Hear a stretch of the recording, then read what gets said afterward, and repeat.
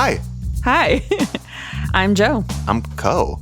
And we're your JoCo hosts. I thought you were ready for me to harmonize on Purple Friends. Oh, or something no, like I that. do not harmonize. Okay, well, welcome to Purple Friends, y'all. Yeah, we're your purple friends where we talk about mental health related stuff. Purple stuff. Yeah, purple stuff, yeah. In a, digestible way. We hope. Yeah, I think so. Yeah. I'm really excited about today because we're going to talk about something that I'm really jazzed about. Yeah. We're talking about community. Yes. Building communities, the importance of them. Communities are amazing. We have been so immersed in community content. We're going to talk about, I read the book Bowling Alone. We watched the documentary together, Join or Die. Mm-hmm. We have so much to say about community and groups, and we can't yet because first... Oh, yeah. we have to do our little gratefuls. Yes. And actually, I had thought about this one. Oh. Because I can't stop thinking about it. I'm just so grateful that our taxes are done. Oh, yeah. Wow. That's a big one. Yeah. I did not realize that it had been so heavy. But it was. And so now it's done. And we can breathe. Yeah. Mm-hmm. It's like... truly overwhelming, the amount of relief to have taxes in the rear view. That has been for Vibe, that has been occupying our mental faculties basically from January 1st until now. Actually, honestly, from December 15th until now. Yeah. So that's an amazing one. I want to steal it, but that's against the rules. Sorry. So Yeah, I'm gonna come up with a new no one. stealing. And I hope that a lot of our listeners are also feeling the relief of tax season being over. Yeah. And I'm sure that there's some people who, when it's tax time, get tax refunds. Yeah, it's probably a really fun time. Probably awesome. So, I'm sure you're with us, and you're like, why would it be stressful? Yeah. What's your little grateful? My little grateful is, okay, so we kind of talked about this last time, that I always have an earbud in my ear and I'm always listening to something. Mm-hmm. I listen to a lot of podcasts. One of the podcasts that I always go back to is Sawbones, which is a marital tour of misguided medicine. Mm-hmm. It's a podcast that I think of as kind of inspirational for our podcast a little bit. The very qualified wife and the goofball husband who's trying to keep up. Yeah, Sydney and Justin's dynamic feels similar. Yeah. So, I've been. There's a lot of similarities there, but they're really cool people. I really like them too. Yeah, exactly. So I've listened to several hundred episodes recently. So, that's been on my mind a lot. So that's what I'm grateful for. Thanks, Sawbones. Yeah, thank you, listeners, for listening to our little gratefuls. Yeah, we're grateful for you. Yes, we are very grateful for you. I think there's excuse me, at least 8 or 10 of you that show up regularly. Yes. And I'm speechless. Honestly, for real. To hear from real people who I know in real life be like, hey, I listened to the episode. I thought it was really cool. That's amazing. I know. That blows my mind. So thank you for that. Grows my heart like the Grinch. Well, that's what it feels like. I don't think it starts out that small, but it just feels like it expands. But anyway, let's get into it, right? Let's talk about... I just killed an ant on the table. Oh, stop. No, you didn't. It was a very small one. How weird is that? There's just the one. Oh, that you killed it? Or that, it's just the one? Just that there was just a little ant. Sorry for the digression. That's why I was not paying attention, is because I was killing an ant. I'm surprised. Well, I'm saying I'm surprised that you killed it, because normally I'm the killer in this house. No, that's only for spiders. Exactly. Well. Okay. So... let's talk about community, right? Let's define it, right? It really is... Well, why don't you define it? I would love to. Mm-hmm. So beyond what our standard definition of community is, which I think a lot of us would probably equate to the people around you. Yeah, a group or some sort. Like your neighborhood, maybe. Mm-hmm. But in this sense, community is a lot broader than that. It's any sort of group that you can belong to, whether it's a demographic group you belong to, whether it's a hobby or something that you're an active participant in. Mm-hmm. Yeah, your peer group, your group at school, you belong to many, many groups. But it's the shared sense of belonging, the sense of identity, right? Like when I think about, like, for example, my Latino community, like that, there's some identity there. You know, when I think about, I don't know, knitters. Community. Yeah, exactly. There's a sense of identity there. And so again, yes, it does help us reach a certain goal. That's for damn sure. And we'll talk about that. But I think it's also just so much benefits for ourselves. You know, when I talk to my knitters and they get what I'm talking about, there's a sense of relief that I'm being understood. But then also, like, again, my heart grows in the sense of belonging. Like, yeah, I'm not alone. Someone gets it, you know, and someone is supporting me. And I'm able to support them back. That reciprocity is super important in community. Yeah, those are some real measurable things that can, like, really affect your life just by being part of a group that's supportive of each other. Yes.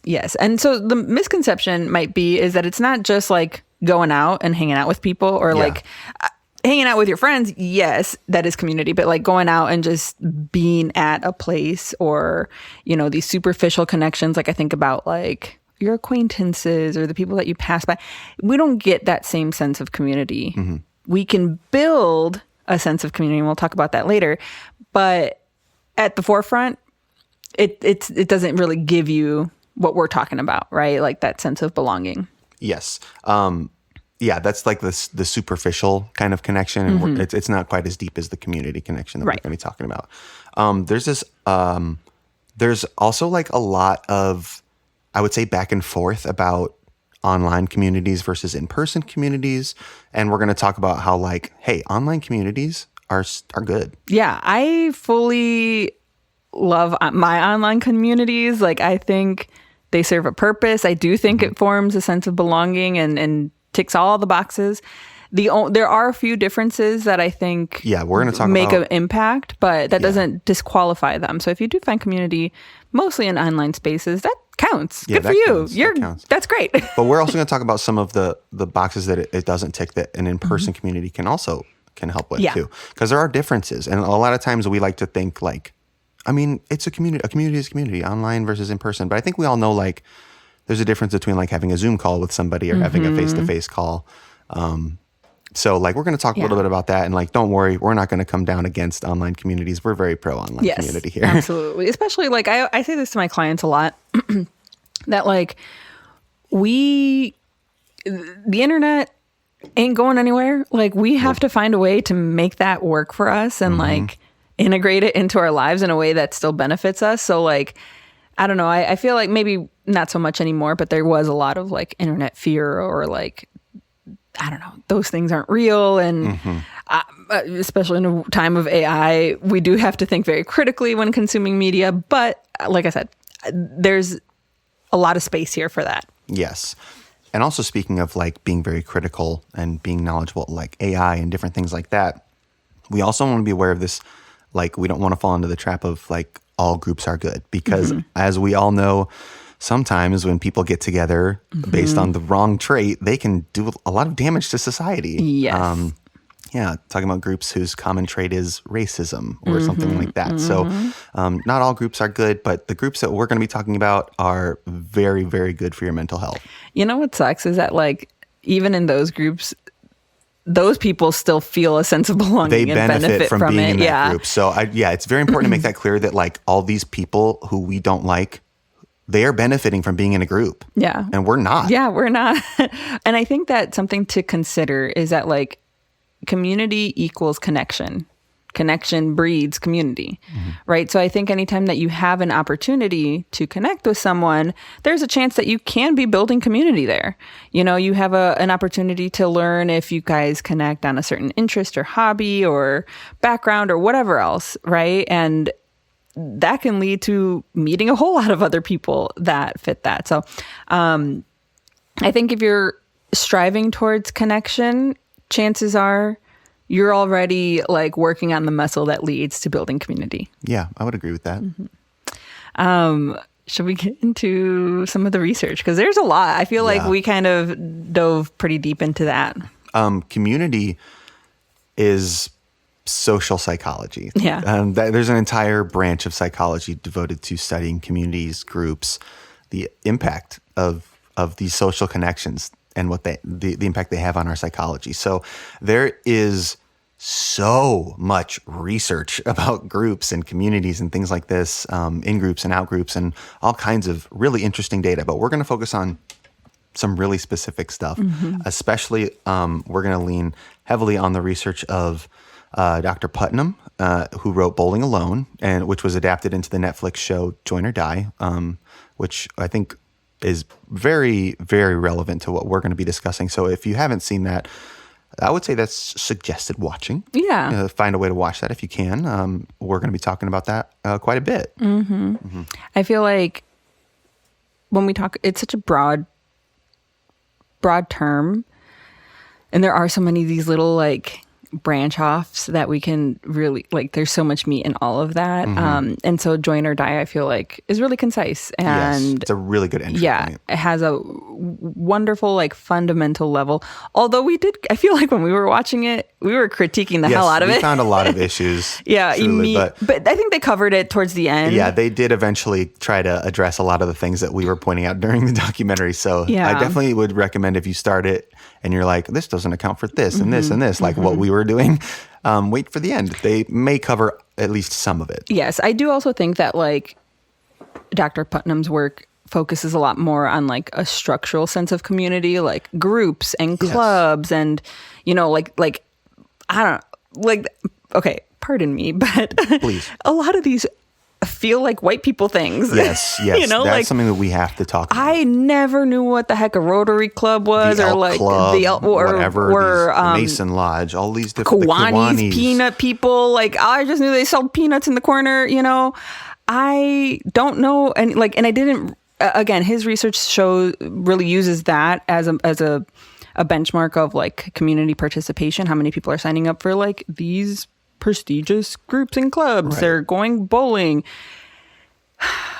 Yes. And I was like, all of this is going over my head. And I feel like I have a very strong sense of community. And so I just felt very unseen at parts of it. So like I said, stick with it if you also feel that way. It does still, I think, highlight a lot of really important details. And again, like the impacts of community. Yeah. But I just couldn't help but feel like this was very specific, deeply in need of some diversity in terms of like perspectives on the documentary. Honestly, like right, I was feeling the same way, like because a lot of it was about, like as you said, is about white people stuff. A lot of it is about Christian people stuff, which is very foreign to me. So, oh man, and that opens up that whole can of worms about religion too, because religion is central to a lot of community. Yeah, like which is a really difficult pill to swallow if you're somebody like me who is not very connected to religion. Yes, or someone like me who has had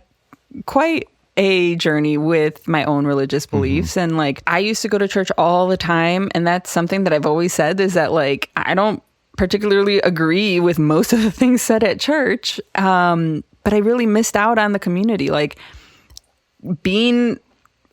growing up in the church gave me somewhere to be 3 times out of the week if I really wanted to, you know, and it gave me a set of friends that I was like, cool, parent approved friends, like established sense of community and space, right? Like there was a place to hang out outside of our homes, outside of school. And that is so important. I think that's another like huge deficit in our society right now is like, we hear it all the time, the need for third spaces, places to hang out that aren't home, that aren't school, that aren't work, that you can get to know some of these new people in your community and build that sense of belonging. And if you think to yourself like, wow, the only thing I can think of as a third place in my community is like a church. You might start seeing like why there is a big difference between like organization in certain demographics versus other demographics. Like we talked about, older white people are gathering at these places. There's a lot, you know, it's built into the foundation. Yes. Like that is the only real established place to do that. Yeah. And there isn't so much of a place to do that if you don't fit into that demographic. Right. And or at least one of those demographics. One of the demographics. Because then I think about like other types of communities. Like again, I think about my Latino community and like that sense of family and belonging. And something that I thought was interesting as I was reflecting on like my sense of belonging in my Latino community is that when I'm speaking generally or broadly or to someone I don't know, I identify myself as Latina or Hispanic, right? A general term. Yeah. If I'm among Latinos and That other term Hispanics, means nothing. I say I'm Honduran. Right. I feel more identity, right? Because I am Honduran. My family is from Honduras. And so then when I'm with Hondurans, with that group, with that community, I say, well, I'm a catracha, And it's like, I think everyone can kind of think of that too, of like being part of a community and having a certain vocabulary or nicknames and special qualities that like are only then reserved for that community. Yeah. Like I said, I never identify as catracha to anybody else except for my fellow catrachos, because only they know what that means. Right. I feel. So it's just interesting, that sense of belonging for me grows the closer you get to that community, right? Again, another one of those benefits. I don't know where I was going with that, but I think we were just talking about like where to find, like, I think we're talking about those foundational, like, structures of community, like religion or background, culture. And ultimately, like this lack of, as you said, a third space, a lack of a place for people to get together, like entire families of people in a building all at one time is not something that happens in anything other than religion. Or, and this is one of our like applications later, I think your local library is a perfect third space that's free, that your whole family can go to. That has tons of, in place of services, like worship services, they have like book readings, they have movies, they have activities, they have STEM stuff. They have clubs. And like, don't get me wrong. I have never been to the knitting club at our local library. Because I'm not going to lie, like, it's a little intimidating to go to a new club like that. Like, we get that. But I think, too, like, the importance of just, like, owning a library card, going there, checking out books every once in a while, seeing what's going on. Like, that can build a sense of community, I think a really tangible thing that all of us can start to do is, like, learn each other's names.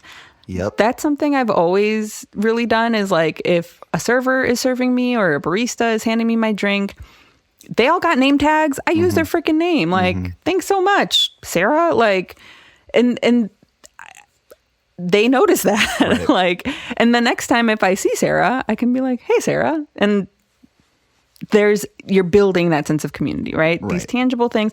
We're not going out of our way.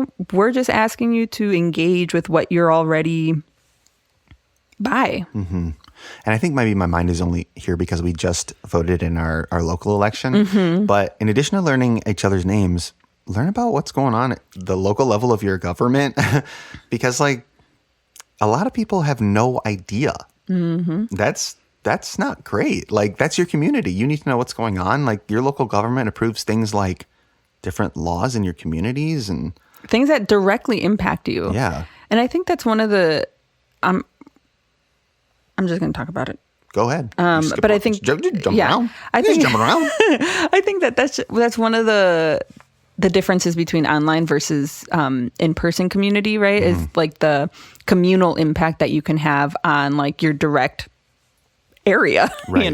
If I'm connecting with a group of people, a group of knitters, and I'm learning about their values or their morals or where they're coming from or understanding them as people, and they do the same for me, right? I get a better sense of what's happening. What do people really think versus just seeing results of a poll or whatever and being like, wow, everyone's f***ed or, Yeah, everyone is so polarized. Nobody agrees on anything. When in reality, like, we're like, everyone's upset right now. Yes. Like, we actually all have a lot in common. So much. Oh my gosh. Like, I talk about this all the time. Like, if you're ever, especially around conflict and like, that's so relevant right now. At a one-to-one moment or like in a global community, bigger aspect, like connection is going to make things easier. It's going to breed that community. It's going to make that bridge of communication even. Like if I'm able to connect with you and understand where you're coming from and vice versa, I'm more, what's the word? I'm more open to hearing, period, and I think people are also open to hearing. So yeah, it provides so many benefits, right? Like if I'm in a knitting club with someone who believes something different than me, I'm more likely to hear them because we relate on something. We do already have something in common. That's the whole idea of polarization, right? Is that there we don't have anything in common. The left becomes more left, the right becomes more right, the black becomes more black, white more white. Like everything becomes more stark. But if we're starting in the middle, it's a lot harder to go there. Yeah.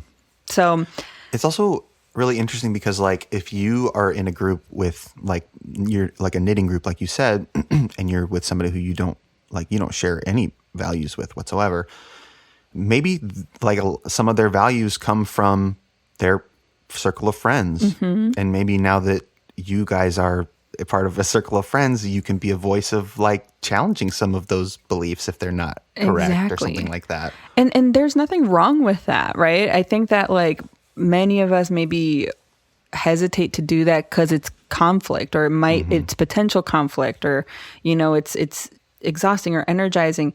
But I always say conflict is not a bad thing. Yeah. And it's also possible to just have a conversation. Absolutely. Yeah. So I do, I do encourage everyone, including myself, to reach out and engage with the people that we already are in contact with. I feel, and this is like a very real, because I just went today, but like at our local dispensary, we've made friends with like everyone there. Yeah, we know everybody's name. Yeah, and they know our names. And when I walk in there, we always say, it feels so good when we come out of there. Yeah. It does kind of feel like a community there. We relate on this one thing, and it feels good to see them, and these are places and people that we would have seen anyway. We could have easily gone in, bought our stuff, gone out, and never known who they are. And like now we know things about these people and they're cool and we can interact with them and vice versa. I don't know. I think there's a lot of enrichment there. Yeah. And sorry. No, go ahead. Well, I was just going to say like a lot of what we're highlighting here is what Join or Die has highlighted, is that we have trouble forming communities. It has gotten a lot harder for us to join communities, to form communities. Like the point of Join or Die is that Dr. Putnam tracked over like, decades, the people's participation in groups and stuff like this. And there is some bias in what we talked about, like some of the social groups that were collected on, but there's also some of his research that doesn't include that bias, that shows a very clear trend that we are plummeting in our participation in community. And the thing that is so alarming about that is that he did this study in Italy when Italy was being separated into 7 different states in, I forget what year, in the 70s, I believe. And they all were basically given the opportunity to make their own government.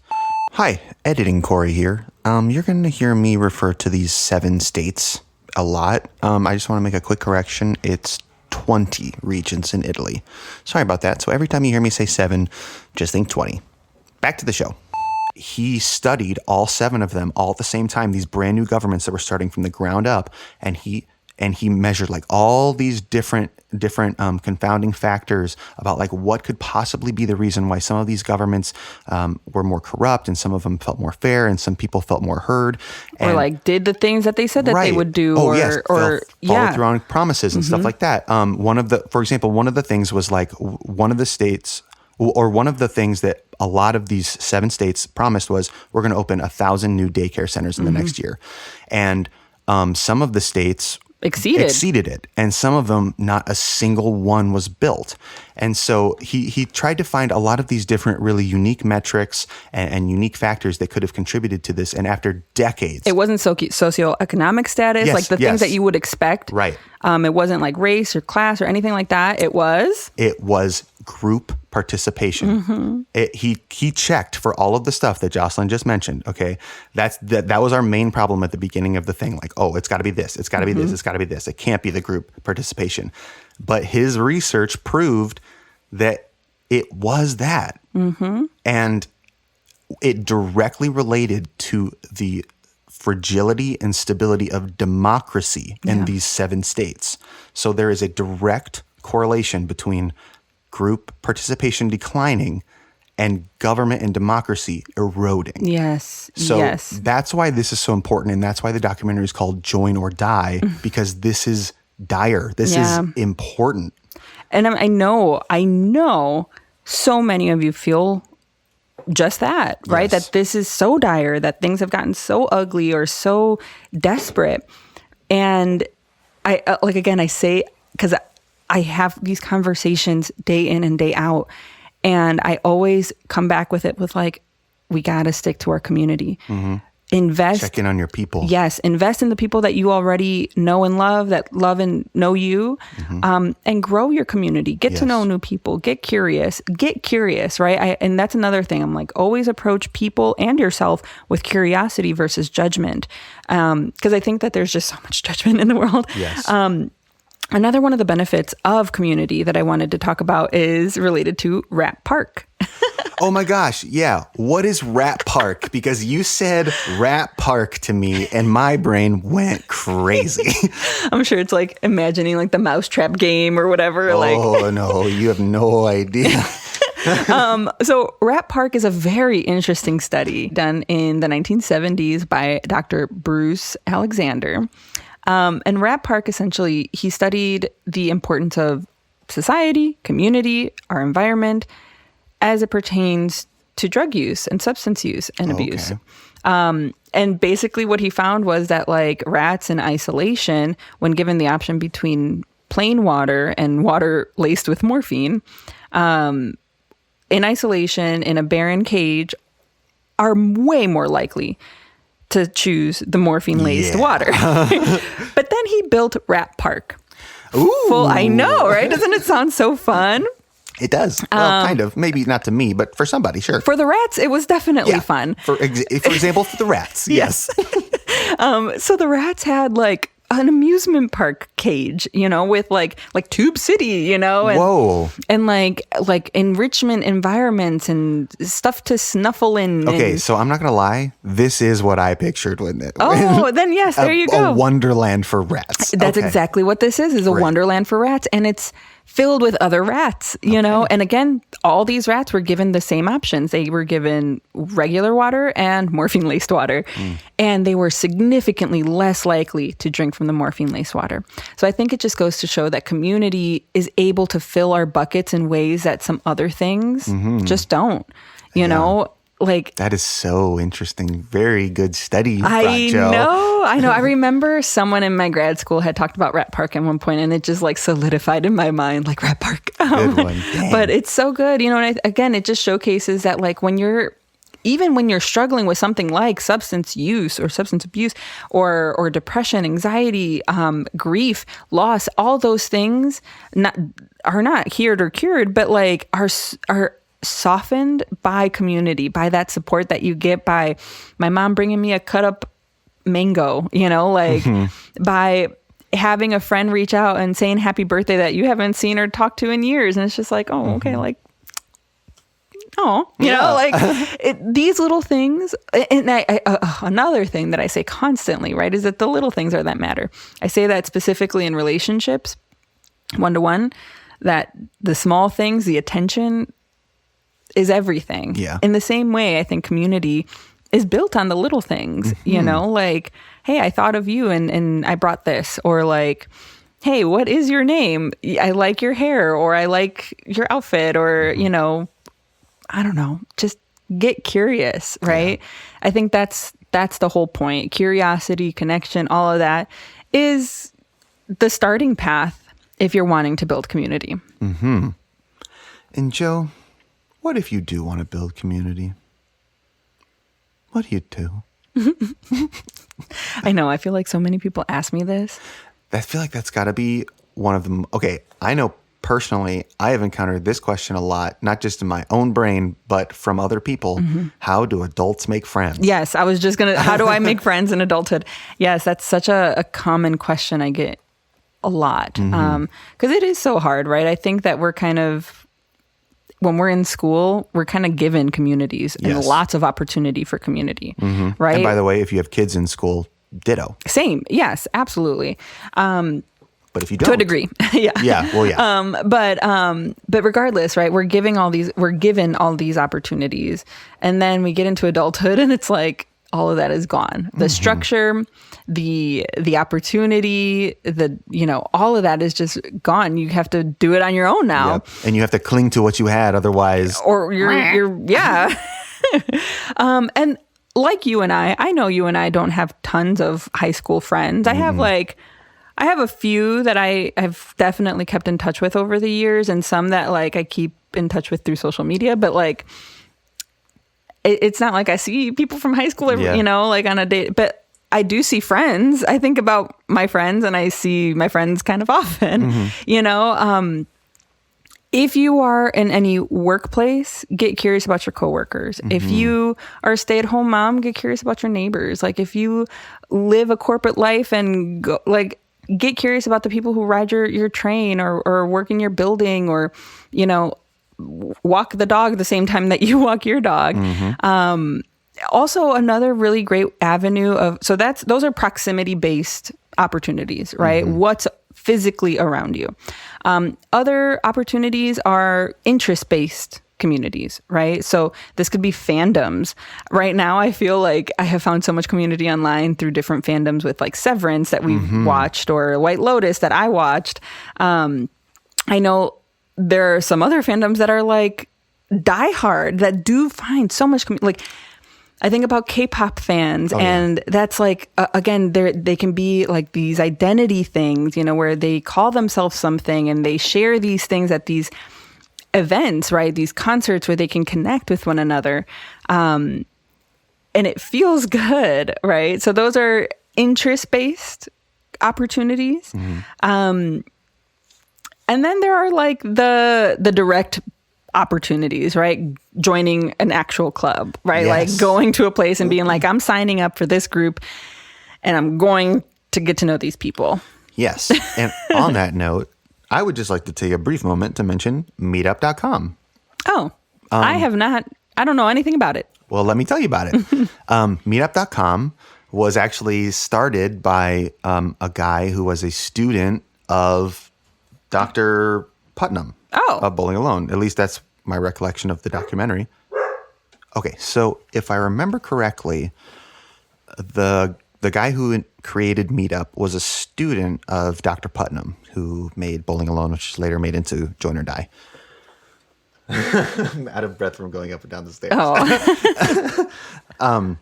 So basically, he heard about like Dr. Putnam's research, and he learned from him, and he was really interested in social psychology, and it became his passion to help adults find friends. And like, that's exactly what meetup.com is for. Basically, you just sign in and you put in where you live, and there's a bunch of different interests, but if you leave it unfiltered, you can see all the groups in your area. I just put in my zip code, and there's groups of all kinds. There's gaming groups, there's tabletop gaming groups, there's hiking groups, there's exercise groups, there's reading groups, there's just 20s and 30s groups, there's groups that go and check out wine, there's groups that go and check out beer, there's groups that go and check out hiking trails, there's every kind of group that you could think of. There's networking groups, there's everything, and it's free. I mean, there is a paid version, but you don't need that to join the group. But I think it's an amazing resource. I think it's a really good thing to try if you feel like, maybe if you're a person like me who has a lot of trouble with like social stuff, maybe trying to make a new friend in person. It's a lot easier to just like go to one of these like meetups that they have schedules. All these different groups have schedules. Like if I see that there's going to be like a reading group that's meeting at whatever coffee place, I can just read the book and I can just show up, and I know that that's what it's there for. They're there for new people, and they're expecting me, which is cool. That is cool. It makes it a lot easier, right? Like you said, it's a little less intimidating. Yes. That's a very big roadblock. Yeah. Oh, yes. I mean, that's the reason why I haven't joined the one at the library, the knitting club at the library yet, is because it's intimidating. And like, I don't know. I feel like I'm the type of person that can make friends with anyone on the street. Like, I think I get that from my dad. Like, there was that running joke where my dad would like always be talking to someone. Like, who does he know him? Oh, no. Who are you talking to? Do you know that guy? No, Nope. I don't know him. And I feel like, especially in my adulthood, I've adopted a little bit of that. And it gives me a boost, you know? Hey, you know who has a lot of friends? Your dad. Yes, he does. He has more friends than anyone I've ever met. And they all know each other by first and last name. It's not just acquaintances. This man has like hundreds of friends. He does know a lot of people. And like I said, I think one of the things that he's always instilled in me is like to get to know people, you know, like never to judge, to like put yourself out there. Like everyone is a person. Yeah. Cada cabeza es un mundo. Yeah, literally. Cada cabeza es un mundo. I just posted that on our Instagram, meaning every mind, it's its own world. We never know what's going on in that world. So let's get curious. Like we're explorers, like we're in space and we found this new world. Let's figure it out. Yeah. If you want to feel, if you like that feeling of being like, having a new friend, a lot of that involves just like getting curious about somebody and them getting curious in you. And that's how a friendship starts. And honestly, like something too that I've noticed by just like talking to random people sometimes is that like many people are willing and wanting to share. Yes. And be heard. Dying to share. And to be heard and want to hear about you and are interested. And, you know, like I think about like freshmen in college. They just look like they're like, want to be my friend? Like they're just like wanting to find friends, you know? Mixer fatigue. Yes. And I feel like in adulthood, you get the same thing, you know? So like, be brave, put yourself out there. Rejection might happen, but again, it's not a bad thing. Yeah. It means that you were brave. It means you put yourself out there. Oh boy, but rejection. the idea that there is even a slight chance can deter people. Yes. And for that, I would say, and I am one of those people. Okay, so let me just clarify. I feel very qualified in saying this. You should start small. And here's an example of me putting my money where my mouth is and trying to start small. My friend Jake, who is a listener of this podcast, has been reaching out to me and he's been talking to me about the episodes that he's been listening to, and we've just been chatting, and we're trying to, you know, like reconnect and catch up with each other, and it's like just a small step. He's my friend from childhood, and we just haven't really connected in a really long time, and just a small step like that, like just being open to that, just barely open to that, is just like nothing but positive feelings now. Yes. And it's great. It really is. Like I think about that too. Like that exactly overcomes some of these obstacles. One of it, like fear of rejection, the social anxiety behind it, but also like even the time constraint, right? Like I feel like any social or online interaction, people are stingy with too nowadays, you know, like if I post something, like barely anyone interacts with it. Yeah. Isn't that weird? And I know people beyond these apps. I know I'm on, and that's something that I've been like actively trying to be better at, is like liking people's posts, commenting and sharing things. And because again, it builds community even online. Like again, even if we have these communities online, sometimes they can feel stale too, you know? So that's a very tangible way to build community that doesn't take a long time. We already do, you know. I think that's one of the things that I also get is like, well, I don't have time to like join a basketball club or play volleyball or do these tangible clubs. I'm like, I know y'all are at least looking at your phone when you're in the bathroom. Yeah, maybe you have enough time to try it once. Exactly. Like it doesn't have to be the end all be all, right? I think a lot of the times people expect for it to go from like one thing to another. Yeah, like don't think of interacting with a new person as a slippery slope toward a social commitment. Yeah, it's just this one off, you know. It can be these small bites, you know, that can grow to be something big. Yeah. So I really do encourage y'all, at least if nothing else changes, I hope that y'all can feel motivated to be active listeners and empathize and get curious about the people that you're already around. That should take no time. Yeah. Deepen your existing connection. Yes. And hopefully, like I said, at the end of this, make some impact. I think everyone feels the discomfort of just how polarized everything has been. And everything has been polarized, meaning like things that aren't even political have been polarized, you know, like liking, I don't know, even liking LaCroix or something can be viewed as like, you know, like, so not everything has to be polarized. We can start to find things in the middle. And I hope we do, right? It gives us a little bit more background and understanding on who we live near and who we share things with. Yeah. Boy, all that from Rat Park. Rat Park. Shall we wrap up? Yeah, I mean, I know that there's a lot more, but I think that was the foundation. Yeah. Go watch Join or Die so that everything that we talked about makes sense. And yeah. Enrich the groups that you're already in. Yeah. Invest in those first. And when you watch Join or Die, let it instill a nice, healthy terror. Because that might be what you need. That might be the straw that breaks the camel's back that gets you to interact with other humans. Because if you're like me, and I keep saying that, you might think that you think of your Sims bars. You might think that your social bar, you might think that that's just like grayed out, like not applicable to you. But it is. Like, even if you're the kind of person who is tremendously drained by social interactions, you probably know that if you interact with somebody who you're really close to or somebody who you're really comfortable with, that it doesn't drain you. And it's in your best interest to try to develop more of those relationships. As a finance bro say, diversify your income. Oh my God. I think you and I are perfect in that, like, we're very different and provide very different perspectives. Like, I like I said, I feel like I've always been a very social, community-based person. And I think we have found a very happy common ground and provide really valuable perspective. Nice.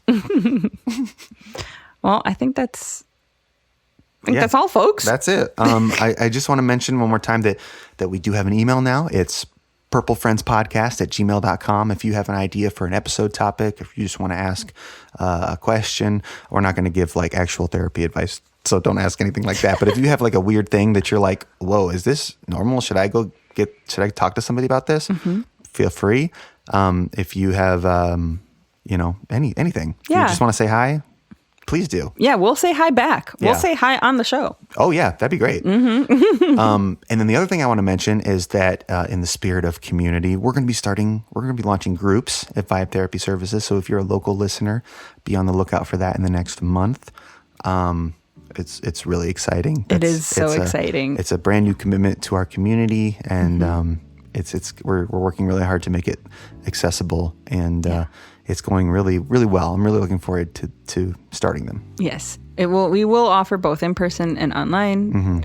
Group therapy and support groups. Yes. Yeah. So we're very excited. I hope that you'll at least check it out. Please interact with our socials. Yes. We'll interact with you. Yeah. Go out and build community. I believe in y'all. Yes. All right. And meditate. Hydrate. Protect your energy before engagement. All right. Love y'all. Bye. Bye.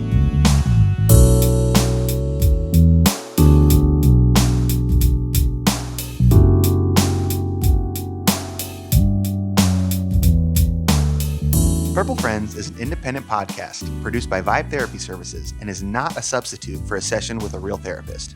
Our show art was created by Jocelyn Lang, and our theme music is Nature Nurture by The Implied Bear.